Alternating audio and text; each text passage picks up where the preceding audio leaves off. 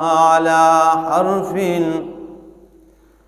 فإن أصابه خير اطمأن به وإن أصابته فتنة انقلب على وجهه خسر الدنيا والآخرة ذلك هو الخسران المبين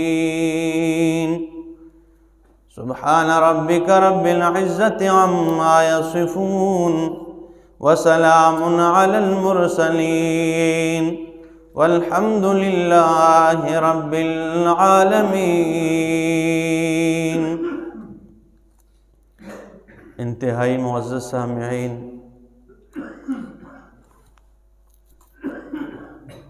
اب یہاں سے مذبذبین کا بیان ہو رہا ہے۔ مذبذب لوگوں کا ذکر کیا جا رہا ہے جو اللہ کی عبادت کرتے ہیں محض اپنے فائدے کے لیے کہ اگر ہمیں کوئی فائدہ پہنچ جائے، جو ہم مانگتے ہیں اگر وہ چیزیں مل جائیں تو فبہا، وہ عبادت میں لگے رہتے ہیں۔ لیکن اگر کسی ٹائم امتحان کے لیے وہ امتحان میں مبتلا ہو جاتے ہیں، وہ چیز نہ ملے تو وہ ایڑیوں کے بل پھر جاتے ہیں، وہ چہرہ موڑ دیتے ہیں۔ اور ایسی مثالیں آپ نے دیکھی ہوگی۔ ہری پور میں ایک بندہ تھا، وہ اس کے بیٹے امریکہ میں کوئی رشتہ تھا، اس کے لیے دعائیں مانگ رہا تھا، مانگ رہا ہے، نوافل، تہجد، سب چیزوں پہ زور دیا ہوا ہے، ہر نماز میں پہلی صف میں، ٹھیک ہے۔ تو کافی عرصہ گزر گیا تو وہ رشتہ نہ ہو سکا۔ 3-4 ماہ کے بعد انہوں نے جواب دے دیا۔ یہ اس انتظار میں تھا کہ رشتہ ہو جائے گا تو ایک تو بچہ امریکہ چلا جائے گا اور رشتہ بھی ہو جائے گا۔ تو 3-4 ماہ کے بعد جب جواب دیا تو پھر اس کے رشتہ دار ہمارے استاد کے پاس آئے اور انہوں نے کہا بھائی وہ بندہ بگڑ گیا۔ اس نے کہا کیا ہوا؟ اس نے کہا میرا یقین ہی اٹھ گیا، نوافل سے، یہ تہجد سے، نعوذ باللہ ان چیزوں سے، ٹھیک ہے۔ تو وہ ابھی نہ ایک نماز پڑھتا ہے نہ وہ قرآن پاک کو ہاتھ لگاتا ہے، کیونکہ وہ کہتا ہے میرے یقین۔ تو ایسے لوگ ہوتے ہیں، ٹھیک ہے، دعائیں مانگتے ہیں لیکن وہ کام نہ ہو تو پھر بگڑ جاتے ہیں۔ تو فرمایا وَمِنَ النَّاسِ مَن يَعْبُدُ اللَّهَ عَلَى حَرْفٍ، وَمِنَ النَّاسِ، اور لوگوں میں سے من بازو ہے، یعبد اللہ، جو اللہ کی عبادت کرتے ہیں، علی حرف، ایک کنارے پر کرتے ہیں۔ اب آپ کہیں گے کیا کنارے پر اللہ کی عبادت جائز نہیں ہے؟ تو کنارے پر عبادت کرنا کوئی مسئلہ نہیں ہے، بلکہ یہاں پر وہ کنارہ مراد نہیں ہے۔ مطلب یہ کہ یک طرفہ ایک جانب ہوتے ہیں کہ اگر میرا فائدہ ہو جائے میں عبادت کرتا رہوں گا، اگر نہ ہو وہ چہرہ موڑ دیتے ہیں۔ اگر نہ ملے کسی ٹائم میں امتحان کے لیے وہ چہرہ موڑ دیتے ہیں، ٹھیک ہے۔ اور شیخ القرآن امام محمد طاہر پنجپیری رحمہ اللہ معنی کرتے ہیں وَمِنَ النَّاسِ مَن يَعْبُدُ اللَّهَ، اور بعض لوگوں میں سے وہ ہیں یعبد اللہ، جو اللہ کی عبادت کرتے ہیں، علی حرف، شک پر کرتے ہیں۔ وہ حرف کا معنی کیا کرتے؟ شک پر عبادت کرتے ہیں، وہ شک میں ہوتے ہیں۔ فَإِنْ أَصَابَهُ، اگر انہیں پہنچ جائے، خیر، کوئی بلائی پہنچ جائے، اطمأن بہ، اس کا دل مطمئن ہو جاتا ہے، اسے اطمینان مل جاتا ہے۔ اگر کوئی خیر پہنچ جائے نا، جو دعا مانگتا ہے، ٹھیک ہے، وہ پہنچ جائے تو اطمأن بہ، اس کے دل کو قرار، اس کا دل اطمینان مطمئن ہو جاتا ہے۔ وَإِنْ أَصَابَتْهُ فِتْنَةٌ، اور اگر انہیں اللہ کی طرف سے ایک آزمائش پہنچ جائے، اگر کوئی تکلیف پہنچ جائے، کوئی مصیبت آ جائے، تو انقلب علی وجہہ، وہ اپنے چہرے کو موڑ دیتا ہے، پھر جاتا ہے کہ میرا تو ان چیزوں سے یقین ہی اٹھ گیا ہے، میری دعائیں قبول نہیں ہوتی ہیں، تو وہ پھر جاتا ہے۔ خسر الدنیا والآخرہ، اللہ فرماتے ہیں اس نے دنیا میں بھی نقصان کیا ہے اور اپنے آخرت کو بھی برباد کر کے رکھ دیا ہے۔ اس بندے نے کیا کر دیا؟ اس نے دنیا اور آخرت میں، ہم کہتے ہیں نا تیرا دنیا اور آخرت اچھا ہو، بھلا ہو، اس نے دنیا اور آخرت کو برباد کر کے رکھ دیا ہے۔ اور آگے فرمایا ذالک هو الخسران المبین، یہ کوئی چپی نہیں بلکہ بالکل واضح خسران گاٹھا ہے، یہ بالکل واضح نقصان کر دیا ہے۔ ٹھیک ہے، اس نے بالکل کھلا نقصان کیا ہے اپنا۔ بعض ایسے ہوتے ہیں، اس چیز سے اپنے آپ کو دعائیں اللہ سے مانگنی چاہیے۔ بعض دعائیں ایسی ہوتی ہیں جو آخرت میں کام آتی ہے، دنیا میں اس کا بدلہ نہ بھی ملے نا تو آخرت کے لیے وہ ذخیرہ کے طور پر جمع ہوتی رہتی ہیں، آخرت میں اس کا فائدہ۔ اور آخرت کا دن ایسا ہوگا جو ایک نیکی کے لیے بندہ تڑپتا ہوگا، ایک نیکی کے لیے۔ یوم یفر المرء من اخیہ و امہ و ابیہ و صاحبتہ و بنیہ، وہ ایسا دن ہوگا کہ آدمی اپنے بچوں سے بھاگتا رہے گا، اپنے ماں باپ سے بھاگتا رہے گا، اپنے بھائی سے بھاگتا رہے گا، اور اپنی اس رفیقہ حیات سے بھاگتا رہے گا جو ساری زندگی سب کو اس کے لیے چھوڑ کے اس سے بھی بھاگے گا۔ اتنی محبت کرتا ہے لیکن اس دن وہ بھی کام نہیں آئے، بھاگتا رہے گا ہر بندہ اپنے پسینے میں۔ تو بعض دعائیں ایسی نہیں کہ دنیا میں، اور مانگنے کا بھی طریقہ ہوتا ہے، یہ نہیں کہ ہر قسم کے ہم دیکھتے چھت کی طرف ہے، پنکھے کی طرف، فانوس کی طرف لائٹیں گنتے رہیں اور دعا مانگتے رہیں، ایسی دعائیں بھی نہیں، ہر چیز کا ایک طریقہ ہوتا ہے۔ تو فرمایا خسر الدنیا والآخرہ، اس نے دنیا اور آخرت دونوں کو برباد کر دیا ہے۔ ذالک هو الخسران المبین، یہ اس نے کھلا اپنا نقصان کیا ہے۔ یدعو، اور یہ بلاتے ہیں، پکارتے ہیں، من دون اللہ، اللہ کے علاوہ، ما لا یضرہ ولا ینفعہ، ان کو پکارتے ہیں جو انہیں نہ نقصان دے سکتے ہیں، وما لا ینفعہ، نہ انہیں نفع دے سکتے ہیں۔ ذالک هو الضلال البعید، یہ دور کی گمراہی میں پڑے ہوئے ہیں۔ یہ دور کی کیا ہے؟ گمراہی ہے، جنہیں یہ پکارتے ہیں اللہ کے علاوہ، اللہ کے علاوہ یہ جن درگاہوں پر جاتے ہیں، اللہ کے علاوہ جن پیروں کو پکارتے ہیں، اللہ فرماتے ہیں یہ کھلی گمراہی ہے۔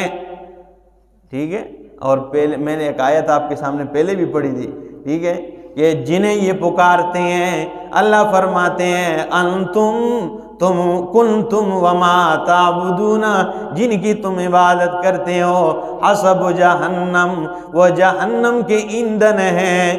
لیکن ہاں کچھ لوگ ایسے بھی ہیں جنہوں نے انبیاء کرام کی بھی عبادتیں کی ہیں، یہاں وہ مراد ہے، وہ معبودان باطلہ مراد ہے جو اپنی عبادت پر خوش ہو رہے ہوں کہ ہاں ہماری عبادتیں کی جائیں، ہاں ہمیں سجدے کی جائیں، ہاں ہماری اس قسم کی شرکیات تعظیمیں کی جائیں، تو وہ حسب جہنم ہے۔ اس میں کئی انبیاء شامل نہیں ہیں، کیونکہ انبیاء کرام نے کبھی شرک کی دعوت نہیں دی ہے، ہر نبی نے اللہ کی طرف دعوت دی ہے۔ ٹھیک ہے، وہ جو اپنی عبادت پہ خوش ہوتے ہیں وہ بالکل پکے جہنم کی کیا ہے؟ ایندھن ہے۔ تو یہاں بھی فرمایا ذالک هو الضلال البعید، یہ تو نہ نفع دے سکتے ہیں نہ نقصان دے سکتے ہیں۔ آگے فرمائے یدعو لمن ضرہ، یہ پکارتے انہیں لمن ضرہ اقرب من نفعہ، کہ ان کا نقصان ان کے نفع سے زیادہ قریب ہے۔ یہ آیت مشکل ہے، انتہائی مشکل ہے، ٹھیک ہے، اس کو سمجھیے۔ پہلی آیت میں فرمائے یدعو من دون اللہ، اللہ کے علاوہ پکارتے ہیں، ما لا یضرہ، انہیں جو انہیں نقصان نہیں دے سکتے ہیں، ولا ما لا ینفعہ، نہ انہیں نفع دے سکتے ہیں۔ انہیں نہ نقصان دیتے ہیں نہ نفع دیتے ہیں۔ ذالک هو الضلال البعید، یہ دور کی گمراہی ہے۔ اور دوسری آیت میں آگے فرمائے یدعون، پکارتے ہیں، لمن ضرہ، کہ ان کا نقصان اقرب من نفع، ان کے نفع سے زیادہ قریب ہے۔ سمجھ نہیں آتی، پہلی میں فرمایا وہ نقصان نہیں دیتے، اس میں کہتے ہیں اس کا نقصان نفع سے زیادہ قریب ہے، مطلب نقصان دیتے ہیں۔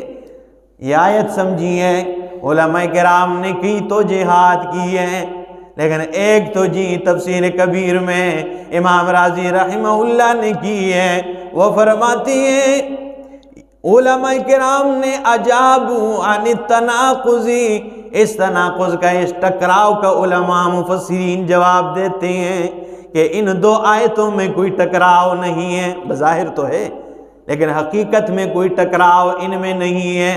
اور وجہ یہ ہے لِأَنَّهَا، اس لیے کہ لا تنفع ولا تضر بِأَنفُسِهَا، یہ خود بنفس نفیس نہ تو نفع کے مالک ہے نہ نقصان کے مالک ہے۔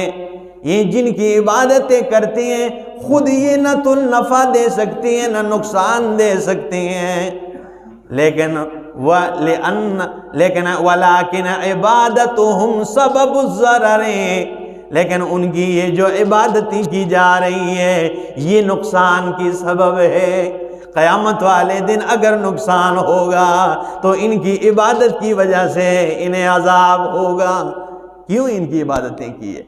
ٹھیک ہے، وہ خود نہ انہیں نفع دے سکتے ہیں نہ انہیں نقصان دے سکتے ہیں، لیکن یہ جو آگے نقصان کا ذکر کیا کہ ان کا نقصان نفع سے زیادہ قریب ہے، تو عبادتہم سبب الضرر، ان کی عبادت کرنا گناہ کا سبب ہے، ضرر نقصان کا سبب ہے۔ اب یہ آیت سمجھ میں آ گئی، انشاءاللہ جب یہ آیت آپ کے سامنے آئے گی تو یہ بات ذہن میں لانا، ٹھیک ہے، کہ بنفس نفیس وہ کسی ککھ بھی ان کے پاس نہیں ہے، ٹھیک ہے۔ یہ جو عبادت کرنا ہے اس کا یہ شرک ہے، یہ شرک کی وجہ سے اسے عذاب ہوگا۔ تو فرمایا لبئس المولا، بہت ہی برا دوست ہے، ولبئس العشیر، بہت ہی برا رفیق ہے۔ ان اللہ یدخل الذین، بے شک اللہ داخل کرتا ہے ان لوگوں کو، آمنو جو ایمان لائے، وعملوا الصالحات، اور نیک اعمال کیے، جنات تجری من تحتها الانہار، ان باغات کے اندر جن کے درختوں کے نیچے سے نہریں بہتی ہیں۔ اور آگے فرمایا ان اللہ رب العالمین یفعلو، کرتا ہے، ما یرید، جو چاہتا ہے، اللہ جو چاہتا ہے کر دیتا ہے، اللہ سے پوچھنے والا کوئی نہیں، ٹھیک ہے، اللہ تو اللہ ہے، ٹھیک ہے۔ تو مومنین کا، ٹھیک ہے، بھی ذکر فرمایا کہ جو مومن ہے صحیح اعمال کرتا ہے، درست عمل کرتا ہے، اس کو اجر بھی دیتا ہوں اور انہیں باغات دیتا ہوں جن کے درختوں کے نیچے سے۔ آپ ویسے یہ تصورات میں جائیں، ایک باغ میں بندہ پڑا ہو چارپائی پہ، ٹھیک ہے، یا کسی تخت پہ بیٹھا ہو اور وہ درختیں ہوں، ٹھیک ہے، بڑی بڑی درختیں ہوں، ٹھیک ہے، کھجور کی درختیں ہوں یا ہر قسم میوے کی، پھر اس میں نہریں جاری ہوں، ٹھیک ہے، تصورات میں بندہ جا کے، تو پھر جنت میں جو حقیقت میں جنت ہوگی۔ فرمایا ان اللہ یفعل ما یرید، اللہ کرتا ہے ما یرید، جو چاہتا ہے۔ من کان یظن، اور جو بھی یہ گمان کرتا ہے، اللہ ینصرہ اللہ فی الدنیا، یہ کہ اللہ اس کی مدد نہیں کرے گا، فی الدنیا، دنیا میں، والآخرہ، اور آخرت میں، فلیمدد، تو چاہیے کہ وہ لٹکائیں ایک رسی، الی السماء، آسمان کی طرف، ثم لیقطع، پھر اپنے آپ کو باندھ لے، فلینظر، پھر دیکھے وہ، حل یذہبن، کہ لے جاتی ہیں، کیدہ، اس کی تدبیر، ما یغیظ، جو اسے غصہ آیا ہے۔ یہ آیت بھی انتہائی مشکل ہے، سمجھ میں آنے والی نہیں آسانی ہے، کہ بھائی اگر کوئی بندہ گمان کرتا ہے کہ اللہ دنیا اور آخرت میں اس کی مدد نہیں کرے گا تو وہ رسی لٹکا دے، اور آسمان عربی میں سما، ہر اوپر والی چیز کو کہے، اس کے یہ نہیں کہ اوپر آسمان سے آپ رسی لٹکا دے، چھت سے لٹکا دے، ٹھیک ہے، چھت بھی اوپر ہوتا ہے تو ہر اوپر چیز کو سما کہا جاتا ہے۔ تو اللہ فرماتے ہیں اس کو پھر چاہیے کہ چھت کے ساتھ رسی لٹکا دے اور اپنے گلے کو اس رسی کے ساتھ باندھ دے، ٹھیک ہے، اور پھر دیکھے کہ اس کا وہ غصہ اس سے ختم ہوتا ہے یا نہیں۔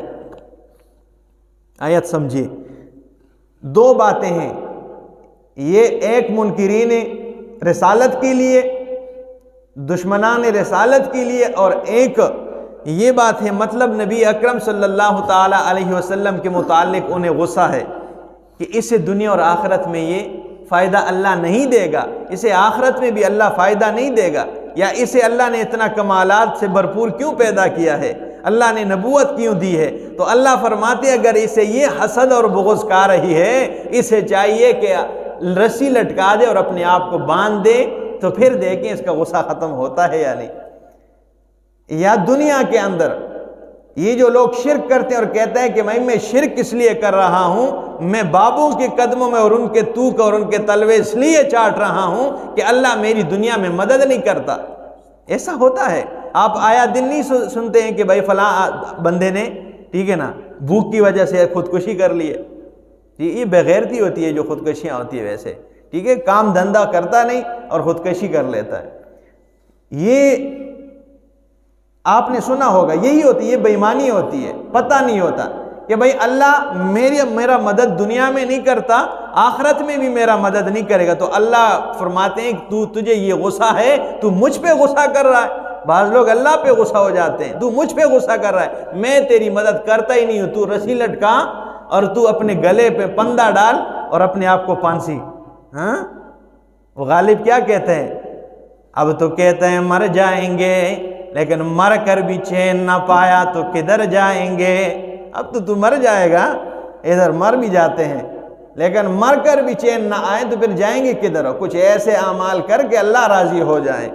تو اللہ، یہ مطلب ہے آیت کا کہ فرمایا من کان یظن ان لن ینصرہ اللہ، جسے یہ گمان ہے کہ اللہ اس کی مدد نہیں کرے گا فی الدنیا، دنیا میں، ولا آخرت، آخرت میں، فَلْيَمْدُدْ بِسَبَبٍ إِلَى السَّمَاءِ، تو پھر چاہیے کہ وہ از اوپر رسی لٹکا دیں، ثُمَّ لْيَقْطَعْ، پھر اپنے آپ میں پندہ ڈال دیں گلے میں، فَلْيَنْظُرْ هَلْ يُذْهِبَنَّ كَيْدُهُ مَا يَغِيظُ، پھر دیکھیں کہ لے کے جاتی ہیں قیدہ، اس کی تدبیر، ما یغیظ، جو اسے غصہ آیا ہے۔ وَكَذَلِكَ أَنزَلْنَاهُ، اور اسی طرح ہم نے نازل کی ہے، آیات بینات، کھلے واضح دلائل، کھلی آیات نازل کی ہیں، وَأَنَّ اللَّهَ يَهْدِي مَن يُرِيدُ، اور اللہ رب العالمین یہدی، ہدایت پہ چلاتا ہے، ہدایت دیتا ہے، من یرید، جس کے لیے چاہتا ہے۔ ان الذین آمنوا، اور بے شک وہ لوگ جو ایمان لائیں، والذین ہادوا، اور وہ لوگ جو یہودی ہوئے، والصابئین، اور صابی بنے، یعنی ابراہیم علیہ السلام کے قوم والے، والنصارى، اور نصارہ، والمجوس، اور آتش پرست، والذین اشرکوا، اور وہ لوگ جنہوں نے شرک کیا ہے، ان اللہ، بے شک اللہ، یفصل بینہم یوم القیامہ، قیامت والے دن ان کے درمیان فیصلہ کرے گا۔ ان اللہ علی کل شیء شہید، اور بے شک اللہ رب العالمین ہر چیز، ہر معاملے کے اوپر گواہ ہے۔ اللہ قیامت والے دن ان کے درمیان فیصلہ کرے گا۔ اللہ عمل کی توفیق عطا فرمائے۔